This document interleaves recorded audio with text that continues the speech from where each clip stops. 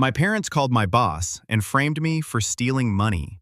I got fired, lost everything, then sued them for defamation, won in court, bought their house in secret, and left them begging at my door. I was 27 when my parents decided to ruin my life.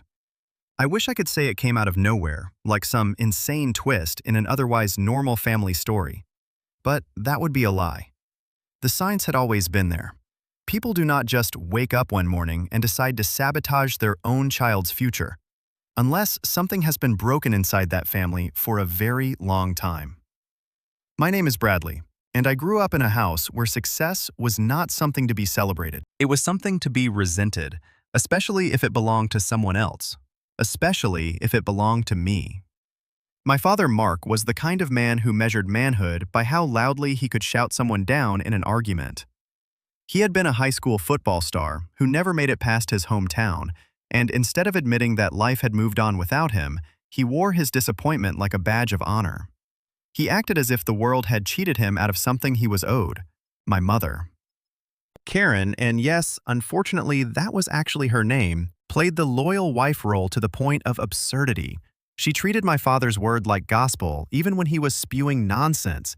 If he said something cruel, she softened it by calling it honesty. If he humiliated someone, she called it discipline. They were the kind of parents who believed respect was owed, not earned. And if you ever dared to question their authority, they accused you of getting too big for your britches. Growing up in that house, I learned early that praise was a scarce currency. You did not get a good job for bringing home straight A's. You got reminded that plenty of kids did the same thing, followed by a question about why you had not taken on more extracurriculars. When I got my first job in high school, working weekends at a local hardware store, I used to feel proud walking through the front door with my little envelope of cash. My father would barely look up from the television. "Hope you didn't screw up the register again," he would mutter, half joking and half not. Meanwhile, my younger brother Jason, 4 years younger than me, lazier than me, and somehow gifted with a magical talent for avoiding responsibility, could bring home a C on a math test and be taken out for ice cream because he had tried his best. Still, I never wanted to see myself as a victim. I worked hard. I kept my head down. I took every inch of distance I could create and used it to build a life outside their shadow. I went to college on a scholarship with no help from them, and I graduated with honors in business administration. By the time I was 25, I had landed a management job at a mid-sized logistics company. It was not glamorous, but the pay was solid, the team respected me, and I had a corner office with a window overlooking the river.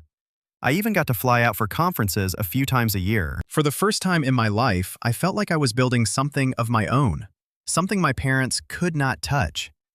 Of course, my mistake was telling them. It started with small things, the way these things always do.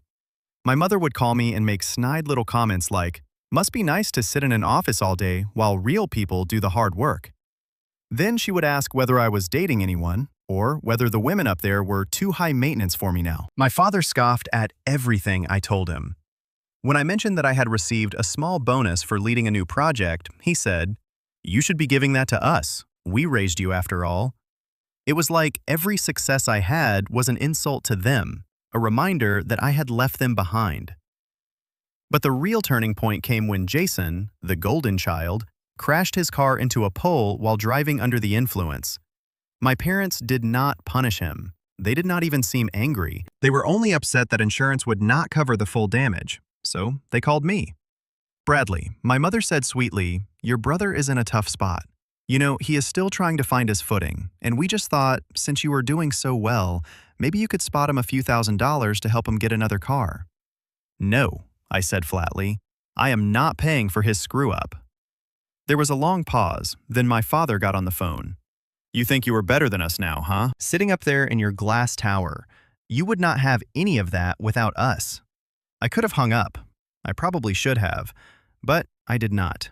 I was tired of pretending we were a normal family, tired of biting my tongue every time they tried to drag me back down. "You did not help me get any of this," I told him. "You have done nothing but belittle me since I was a kid, so no, I am not giving you money. And if this is how these conversations are going to go, maybe we should not have them anymore." Then I hung up. For a while, it was quiet. 1 month passed. Then 2, no calls, no texts, no random guilt-tripping voicemails from my mother. I thought maybe, just maybe, they had gotten the message. Maybe we could finally start over as distant relatives who politely wished each other happy birthday and kept every conversation shallow. But that would have been too easy. The next time I heard from them, it was not through a phone call. It was through a meeting with my boss. He called me into his office with an expression I could not read. I still remember the way he folded his hands on the desk before he spoke. "Bradley," he said, "I received a very disturbing phone call this morning." My stomach dropped. "Someone claiming to be your father said he had evidence that you have been stealing money from the company." I laughed because I could not help it. It sounded so ridiculous that my brain refused to process it as real. "Wait, what?" His face did not change. "He claimed you have been funneling client payments into a personal account and that he has bank statements to prove it. Obviously, we take allegations like this seriously, so I reviewed everything myself. I have not found anything yet, but before I could even respond, your mother called too. She said you confessed to her in tears and begged her not to tell anyone." My mouth went dry. "Sir, that is completely false. I would never do that." "I want to believe you," he said quietly, "but the board has been alerted. There is going to be an audit. In the meantime, we have to suspend you effective immediately." I barely heard the rest. Everything became white noise. I stood up, nodded numbly, and walked out of the building in a daze, my ID badge still dangling from my neck like some kind of joke. My coworkers stared at me as I passed. Some gave me sympathetic looks, others avoided my eyes completely. I sat in my car for an hour. I did not cry. I did not scream. I just sat there, replaying every interaction I had ever had with my parents, trying to understand how we had gotten here. Then I called them. My mother answered on the second ring, her voice sugary sweet. "Bradley, how are you?" "You called my job," I said. "You told them I was stealing money. Are you out of your mind?" There was a pause. Then I heard my father in the background say, "Put him on speaker." She did. "Bradley," my father said, "we were just trying to help. You have been so full of yourself lately. Someone needed to bring you back down to earth." I blinked. "You ruined my career. You think this is some kind of lesson?" "You will bounce back," he said. "But maybe next time, you will remember where you came from." I could not breathe. I could not speak. And that was when it hit me. They were not going to apologize. They were not going to take it back. They thought they were right. And that was the moment I decided they were never going to see what was coming next. I did not sleep that night. I lay in bed staring at the ceiling, the weight of everything crushing down on my chest like a concrete slab. Every hour or so, I reached for my phone, hoping to see an email from my boss, maybe an apology, maybe a message saying the whole thing had been a misunderstanding and I could come back. But there was nothing, just silence. Silence from work. Silence from the so-called friends I had made there. And the loudest silence of all came from the people who had detonated my life and gone to bed that night without a second thought.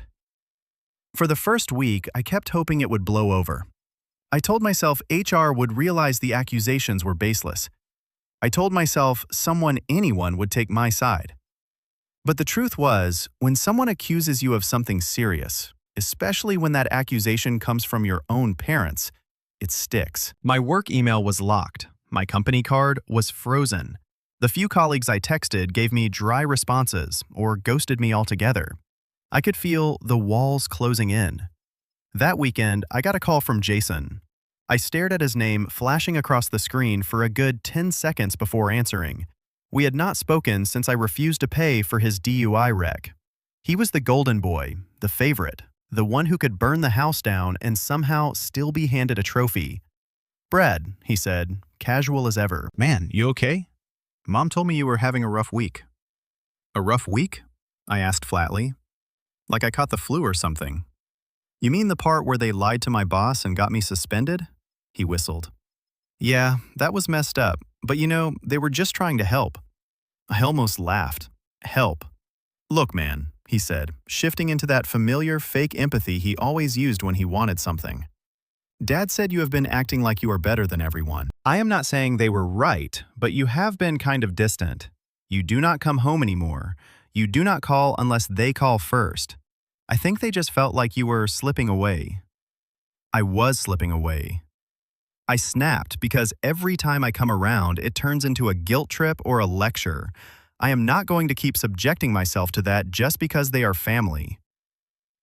There was a pause.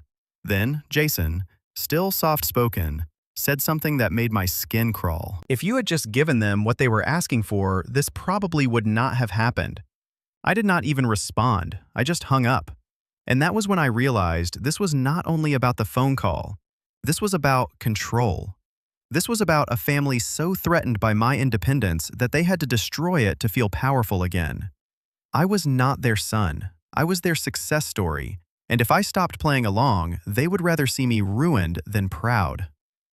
The audit at work dragged on. I was put on unpaid leave while the board sorted through every expense report, every client invoice, and every travel receipt I had filed over the past 2 years. It did not matter that I had nothing to hide. The accusation alone was enough to blacken my name. I could not even walk into a coffee shop without wondering if someone had heard about the manager who had embezzled funds and been caught.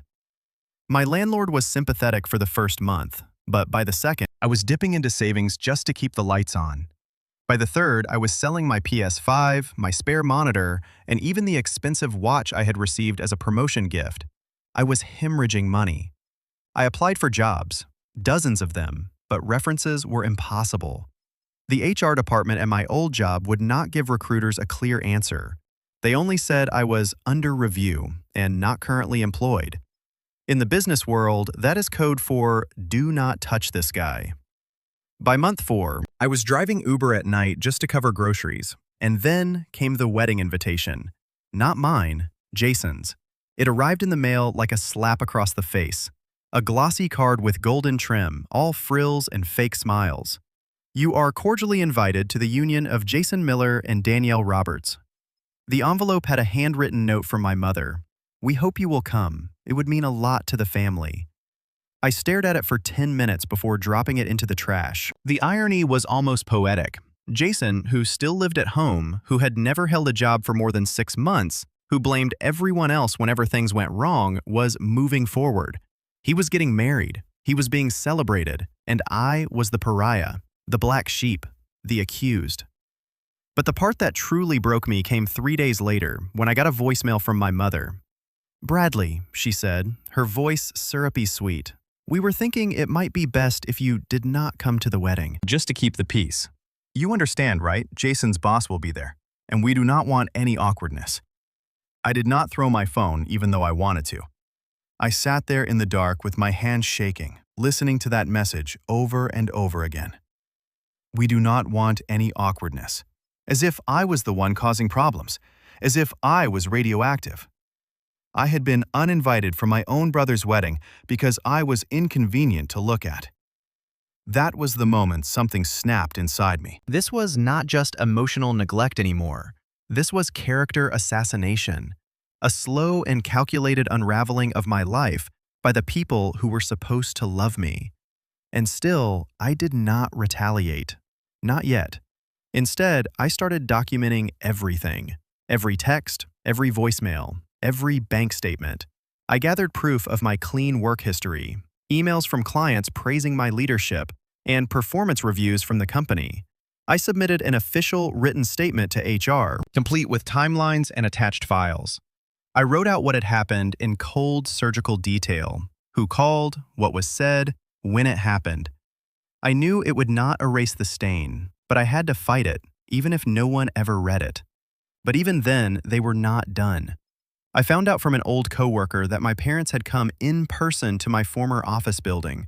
They showed up during lunch hour, handed a folder to the front desk, and asked whether they could speak with someone in management. Inside the folder were edited bank statements, fabricated documents, forged papers that made it look like I had transferred company funds into a personal account. Thankfully, the company had already begun verifying everything with accounting and saw the discrepancies, but the intent was clear. My parents were trying to destroy me. It was not about humility. It was about power. I finally reached out to a lawyer, a friend of a friend, who specialized in defamation and workplace retaliation. I met him in a dingy downtown office wearing a button-down shirt I had ironed 3 times to make it look presentable. I was exhausted, broken, and borderline out of money, but I had one thing left: rage. After listening to everything, he looked at me and said, "You have a case, a strong one." And for the first time in months, I felt a flicker of control return. But before I could even file the suit, there was one more betrayal waiting for me. It was a Thursday afternoon. I was home, jobless, halfway through a bowl of instant noodles when there was a knock on my door. I opened it and found a man in a crisp suit holding a manila envelope. "You have been served," he said, then walked away. I opened the envelope. Inside was a letter from my parents. They were suing me for emotional distress. They claimed I had threatened and harassed them and publicly defamed their character in retaliation for what they called a misunderstanding. It felt unreal. They accused me of hurting them after everything they had done to me. And that was the moment. That was the exact second I knew this was not going to end with cutting contact or moving on. This was not going to be a clean break or a sad story I told my therapist years from now. No, this was going to be war. And I was going to win. I did not answer calls for the next 3 days. Not from my lawyer, not from Jason, not even from my old coworker Brian, who had left me a sympathetic voicemail saying, "I do not know what is going on, man, but I believe you." I could not even bring myself to respond. I was too far gone. I stared at that lawsuit from my parents like it was some kind of cosmic joke, emotional distress, public defamation. They had tried to erase my career. They had driven me toward financial ruin. They had forged documents to frame me, and now they were playing the victims. What made it worse, what made it almost unbearable, was the tone of the letter. Clinical, cold, as if they were suing a stranger, as if I was just a name on a docket. I wish I could tell you I responded with strength, that I pulled myself together, called my lawyer, and marched straight into battle. But that would not be true. The truth is, I spiraled. There is no romantic way to describe what rock bottom feels like. It is not always dramatic. Sometimes it looks like a man in sweatpants eating ramen off a paper plate at 2 in the morning while reruns of a show he is not even watching drone in the background. Sometimes it is a silent panic attack that lasts for hours. Sometimes it is just nothing. You do not cry, you do not rage, you just exist in a hollow kind of numbness. I canceled my gym membership. I stopped answering texts. I stopped shaving for the first time in my adult life. I had no purpose, no direction, no schedule. I was a ghost in my own apartment. And then the eviction notice came.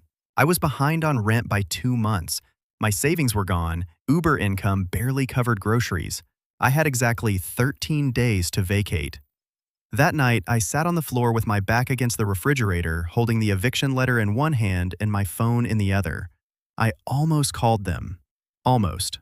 Some pathetic little fragment of me still believed they might feel bad, that they might take it back, that this was all some elaborate test, and if I just gave in, they would welcome me back like nothing had happened. But I did not call them. Instead, I called the only other number I had left: Kira. She was my ex. We had dated in college. She was the first person who had ever really seen me, the first person who told me I could be more than the people who raised me. We had broken up because life took us in different directions, but we stayed on friendly terms. She lived about an hour away, and I knew she had a guest room. I did not expect her to say yes. Honestly, I expected her to hang up after I explained what had happened. But she did not. She listened to every word. And when I finally ran out of things to say, she asked only one question. "Do you want to sleep on the couch or the guest bed?" I broke down. That weekend, I packed everything I could fit into 2 suitcases and a couple of trash bags. I left the rest. My lease was nearly over anyway, and there was nothing left to hold on to. I took one last look at that apartment, my first place on my own, the place where I had celebrated promotions, hosted game nights, and built a life. And then I walked away. Kira welcomed me in, without fanfare, no pity, no judgment, Just a quiet house, a clean bed, and a folded towel on the nightstand. She did not ask me to explain everything again. She just let me breathe. The first week, I barely left the room. I slept, I read, I stared at the ceiling. Sometimes Kira would knock and leave tea or snacks by the door, but she never pushed. Slowly, I started coming out of the fog. I started going for walks. I helped with dishes. I offered to mow her lawn, and that turned into a weekly routine. Then, one day, she walked into the kitchen and found me sketching something on a napkin. "What is that?" she asked. I did not even look up. "A business plan." She sat down across from me. "You are starting a company?" "Thinking about it," I said. "Something small. Consulting. I still know the industry. I still have contacts. Maybe not corporate ones, but mid-level teams. Logistics, warehouse, analytics, inventory efficiency. I could help startups streamline their supply chains, run leaner, maybe even do it remotely." She nodded. "You would be great at that." I looked up at her. "You really think so?" She did not hesitate. "I know so." That night I opened my laptop for the first time in weeks. At first it was slow. I started with a Google document, then a spreadsheet, then a list of potential clients. I reached out to a few people I used to work with quietly and cautiously, just to feel things out. A former vendor I had worked with messaged back enthusiastic and supportive. He said he had been looking for someone exactly like me to help revamp his inventory system. We hopped on a Zoom call. I walked him through a few fixes for free. He insisted on paying me. He said I saved him $2,000 in just 1 hour. That night, I built a logo. Nothing fancy, just my name in a clean font and a tagline. Clarity, efficiency, results. By the end of the month, I had 3 paying clients. I was not rich. I was not even stable. But I had momentum. And something else happened too. I started talking to my lawyer again. He was patient and methodical. He walked me through the process, what we needed to prove, what documents to gather, what testimony to prepare. We filed a counterclaim against my parents' ridiculous lawsuit, and he assured me that we had the stronger case. I was not just defending myself anymore. I was going on the offensive. We filed for defamation, malicious interference, and emotional damages. And the best part was that we subpoenaed phone records, emails, and financial statements. Every lie they told would have to be defended under oath. Meanwhile, I kept working. Kira helped me design a website. I joined freelancer groups. I started getting referrals. Word spread. I offered results, not fluff. No bloated proposals, no unnecessary jargon. Just clean, efficient systems that saved small businesses money. I became the guy people called when things were messy and margins were tight. After 4 months, I moved out and rented a small apartment near Kira's place. It was nothing fancy. 1 bedroom, old carpet, a weird stain on the ceiling, but it was mine. I bought a second-hand desk, set up a corner workspace, and taped my logo to the wall above it. Clarity, efficiency, results. 6 months after rock bottom, I had 12 clients, a functioning business, and enough cash flow to pay myself a modest salary. But I had not forgotten. Not the phone call, not the laughter in my father's voice, not the voicemail from my mother telling me I was not welcome at my own brother's wedding, and definitely not the forged documents. One afternoon, while I was working on a logistics blueprint, my lawyer called me. "Bradley," he said, his voice calm. "Their case is unraveling." I froze. What happened? "We got the call recordings." "Call recordings?" "Your former employer records incoming calls. Not all of them, but some. They had the original conversation between your father and the HR desk. He introduced himself as a whistleblower and claimed you had confessed to him, but more importantly," he paused. "He laughs at the end of the call. Then he says, 'That ought to take him down a peg.'" My heart thudded hard in my chest. It was not just vindication. It was proof. Proof that they had done it with intent. Proof that they were not trying to help. Proof that they wanted me to fall. We also got confirmation that the edited bank statements came from a printer in their home, my lawyer added. "One of your former co-workers recognized the formatting. We traced it back. It is enough for a criminal investigation if you want to go that route." I did not answer right away. I looked around my apartment at the desk, the logo, the schedule I had built, and the stack of client folders on my bookshelf. I had built a life from nothing, and now I had the power to end the people who tried to erase me. But not yet. No, I was not done setting the stage, because the next step was not only legal, it was personal, and I had one final card to play. The day I decided to go through with it, the sky was gray, as if the universe itself was holding its breath. I was sitting in my apartment, still modest, still a little cramped, but now filled with the quiet hum of purpose. My laptop buzzed beside me with a fresh contract in my inbox from a new client across the state. It had taken months of slow, painful rebuilding, but I was finally out of the hole they had dug for me. I had cash in the bank, my reputation was quietly mending. My clients trusted me. More than anything, I had something I had not felt in almost a year. Leverage. And that meant it was time. Time to stop surviving and start strategizing. My lawyer, Evan, was the first piece of the puzzle. He was calm and unshakable, a man who never raised his voice, even when he was about to ruin someone in court. When I called him and said, "I am ready to press forward with the defamation suit," he did not ask questions. He simply said, "Then let us start preparing for war." We already had the call recordings, one from my father to my old HR department, and another from my mother to a different manager at the company. The tone in both calls was casual, almost gleeful. It was the kind of evidence money could not buy. Malicious intent preserved in crystal clear audio. But that was only the surface. Evan wanted more. He wanted to hit them with so much pressure that they would crack from the inside. "Let us see who else they talk to," he said. "Let us follow the timeline." So we filed for discovery. Within weeks, we got access to emails, phone logs, and even text messages between my parents and Jason. What we found chilled me. Jason had known. He was not just a passive bystander, he had encouraged them. One text from my father to him read, "He is getting cocky. Might be time to humble him." Jason replied, "Do it before the wedding. Do not want him showing up and making things about himself." I sat in my car reading that message over and over, my knuckles white around the steering wheel. I had expected resentment, sure. Jealousy, maybe. But the coldness in those words felt like a knife twisting in my ribs. And yet, it confirmed something crucial. This was not just about pride. This was planned. With that confirmation, Evan filed a formal claim for damages, citing malicious conspiracy and intentional interference with business relations. We named both of my parents and Jason. But the lawsuit was only part of it. I did not just want legal revenge. I wanted personal revenge. I wanted them to know exactly what they had thrown away. And I wanted them to watch it grow into something they could never touch again.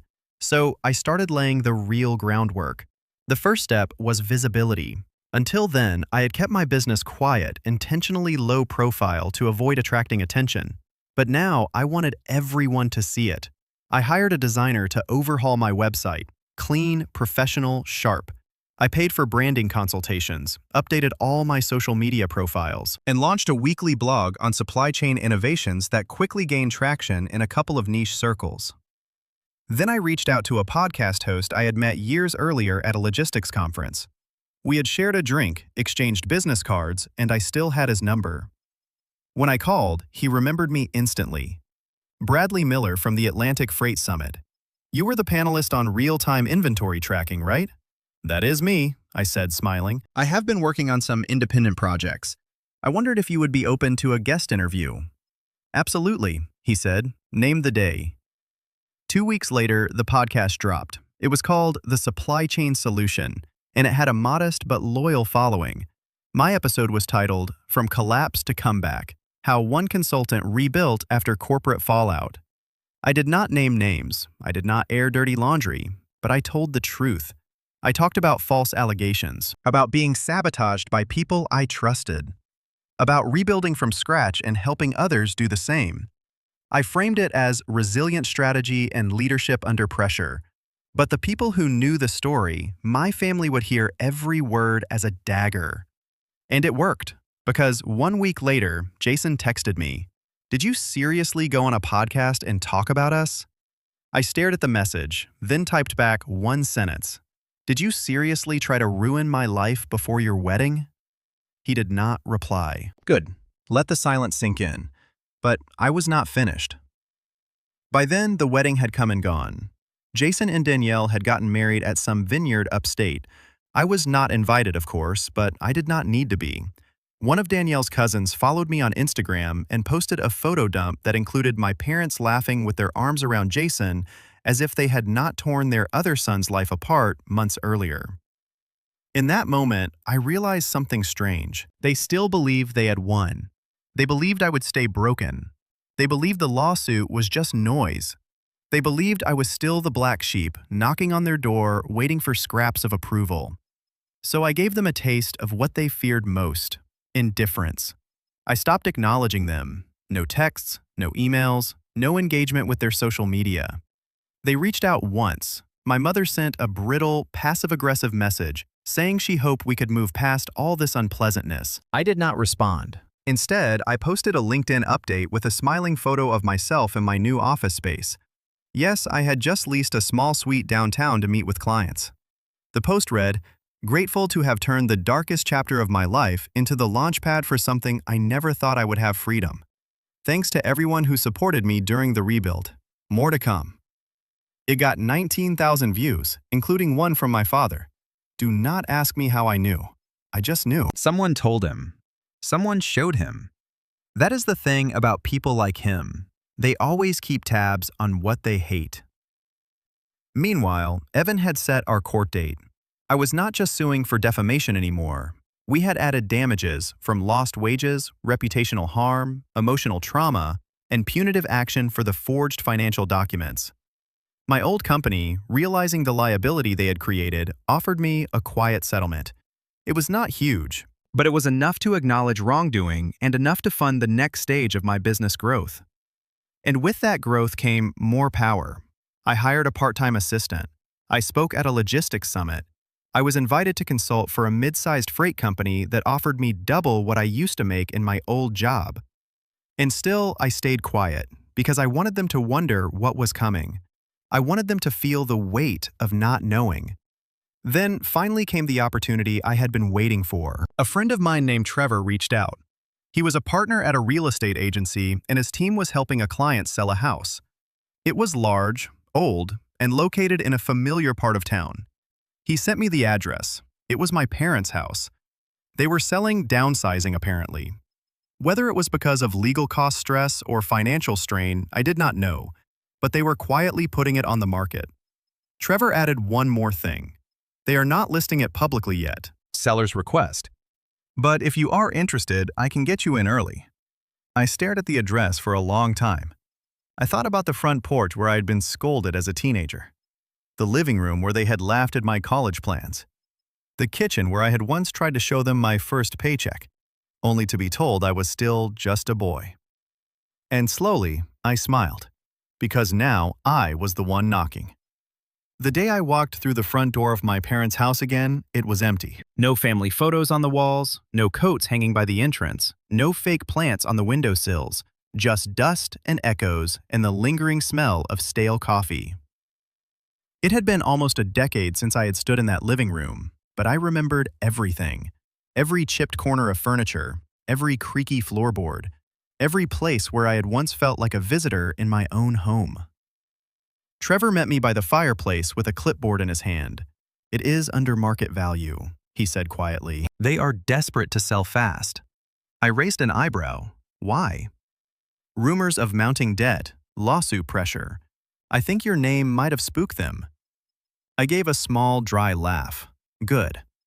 The tour was brief. I did not need to see the whole place. I already knew the layout better than I knew my own apartment.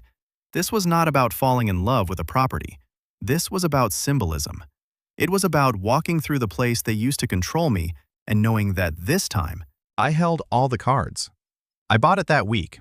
Cash deal, no contingencies. Through an LLC with my assistant as the listed agent. They never knew it was me. Not at first, but we will get to that. While the paperwork processed, the defamation trial moved forward. It was slower than I wanted. Depositions, motions, delays. But with each passing month, the pressure built. Evan was relentless. He dragged out every document, every message, every lie. He had my parents on tape, in print, and on record contradicting themselves. And then came the hearing. We sat across from each other in a small courtroom. My father wore a crumpled suit. My mother clutched her purse like it was a lifeline. Jason was nowhere to be seen. He had distanced himself the moment the subpoenas hit his doorstep. I wondered if he thought ghosting would save him from accountability. It would not. Evan presented our case with brutal clarity. The recordings of their calls to my former employer, the fabricated bank statements traced back to their home printer, the emails and text messages between them and Jason laced with smugness and spite. My job loss, the mental health toll, the financial collapse that followed. They tried to argue that it had all been a misunderstanding. They tried to paint themselves as concerned parents who had overreacted, but the evidence shredded their narrative. I did not speak much, only once. When the judge asked whether I had anything to say, I stood up, looked my parents in the eyes and said, "You did not just try to humiliate me. You tried to erase me. And now you want to be pitied for the fallout of your own cruelty. You taught me a lot growing up, mainly what not to become. So thank you for that and nothing else. We won. The judgment was brutal. Damages were awarded for defamation, loss of income, emotional distress, legal fees, and a public retraction requirement submitted to my former employer. The amount was 6 figures. Not enough to make me rich, but more than enough to ruin them. They appealed. They lost. Within months, their accounts were frozen. Assets were seized. The house, which had already been sold, was legally untouchable, tucked safely under my LLC before their creditors could reach it. And that was when I made my move. I waited until the day they were officially forced to vacate the small rental they had moved into after selling the house. According to court records, they had fallen behind on payments. The bank was threatening foreclosure. Their car had been repossessed. My father tried to borrow from Jason, but Jason had his own legal fees to deal with because of his involvement in the conspiracy. My parents were, in every sense of the word, homeless. So I sent them a letter. It was hand-delivered in a cream-colored envelope with no return address. Inside was a simple note, typed in the same font they had used on the fake bank statements they once gave my boss. You can find shelter at 239 Alderwood Drive. I hear the new owner is very generous. That was their address, the house they had raised me in, the one they had been forced to sell, the one I now owned. They showed up the next morning confused and probably desperate, standing on the porch like characters from a memory I had buried. My father banged on the door while my mother looked around as if she could not believe she was not dreaming. I waited 5 minutes before opening it. The look on their faces when they saw me standing there was perfect. My father's jaw locked. My mother blinked rapidly. Neither of them spoke first. I stepped aside just enough for them to see into the entryway, the polished floorboards, the repainted walls, and the total absence of any trace of them. I leaned against the doorframe. "You are trespassing," I said calmly. "You bought the house," my mother whispered. "I did. But why?" My father snapped, suddenly angry. "What kind of sick game are you playing?" "No game," I said. "You tried to take everything from me. Now I own the walls you used to control me in." "This is not right," my mother choked out. "We are your parents." "No," I corrected her. "You are people who gave me life and then did everything in your power to ruin it. That title, parents, you lost it the day you picked a vendetta over your own child." Then I closed the door. They did not knock again. I watched through the peephole as they stood there for a few minutes exchanging heated whispers. Then they walked away, shoulders heavy, heads low. I never saw them again. Jason sent me an email about 6 months later, something vague and half apologetic. He said he regretted getting caught up in all the drama and hoped we could move forward. I did not reply, because some things do not deserve closure. Today, my business is thriving. I have 6 full-time employees, a waiting list of clients, and a quarterly newsletter with thousands of subscribers. I mentor young professionals who remind me of myself before everything collapsed. Hungry, hopeful, and looking for guidance from someone who has walked through fire and come out whole. I still drive past the house sometimes. I rent it now to a sweet couple with 2 kids and a golden retriever. They painted the shutters blue and planted a small garden out front. The laughter that spills from their windows feels like a cleansing. Sometimes I park across the street and watch them for a few minutes, just to remind myself that home is no longer a place of bitterness. It is a place of healing, a place I reclaimed, a place I won. And every time I get out of my car and walk away, I do it with my head held high. Not because I destroyed them, but because I did not let them destroy me. I did not burn the bridge. They tried to drown me under it, and I learned how to build my own way out.